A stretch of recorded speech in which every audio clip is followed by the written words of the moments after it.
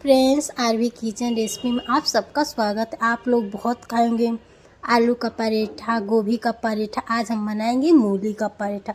मेरी तरीके से बनाएंगे, बहुत परफेक्ट बनकर तैयार, बिल्कुल फटेगा नहीं। इस तरह से चलिए हम बनाना स्टार्ट करते। इस तरह से छील लीजिए मूली को। हम इस तरह से ताज़े मूली लिए थे।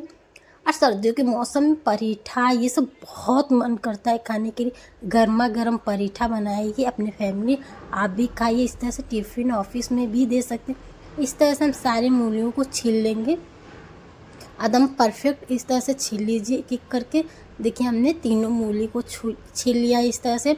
अब इसकी आगे और पीछे का पार्ट काट दीजिए इस तरह से। एकदम अच्छे से धोकर इसको एकदम अच्छे से इस तरह से कद्दूकस कर लीजिए। देखिए हमने कद्दूकस करके रख लिया है। अब यहाँ पर नमक डाल के स्वाद के अनुसार नमक डालिएगा। ढक दीजिए 10 मिनट के लिए। तब तक आटा गूँथ के तैयार कर लीजिए। देखिए यहाँ पर हमने 10 मिनट हो गया है मूली को रखे हुए। अब इसमें का जितना भी पानी है निकाल लीजिए इस तरह से। हाथ या तो कोई भी आप कॉटन के कपड़े में डाल के भी इसको पानी इस तरह से निकाल सकते हैं। अब इस तरह से निकाल कर पानी को बिल्कुल फेंकना नहीं है, क्योंकि इसमें का पानी फेंक देंगे तो बिल्कुल अच्छा नहीं होगा। इसको लास्ट में बता रही हूँ क्या कर। अब इससे आटा गूँथ दीजिए, बहुत टेस्टी और मुलायम बनकर तैयार हो जाए। इस तरह से कुछ टिप्स फॉलो करेंगे तभी परफेक्ट बनकर तैयार हो गया। यहाँ पर धनिया पत्ती, गरम मसाला, अजवाइन, इस तरह से मंगरेल, कुछ इस तरह से डालेंगे तभी स्वाद आपका परफेक्ट तैयार। देखिए हम नमक यहाँ पर पहले ही डाल दिए थे। अब इस तरह से एकदम अच्छे से मिला दीजिए। अब देखिए यहाँ पर हम 2 रोटी बेल लेंगे।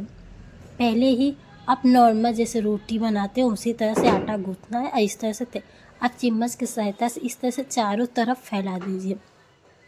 दूसरा टिप्स अभी लास्ट में कि बिल्कुल फटेगा नहीं आपका मूली का पराठा और डो बिल्कुल बाहर नहीं निकलेगा। इस तरह से बनाएंगे मेरे तरीके से। तो अब एक रोटी पे इस तरह से सारे मूली का शेप रख दीजिए, डो जो भी है।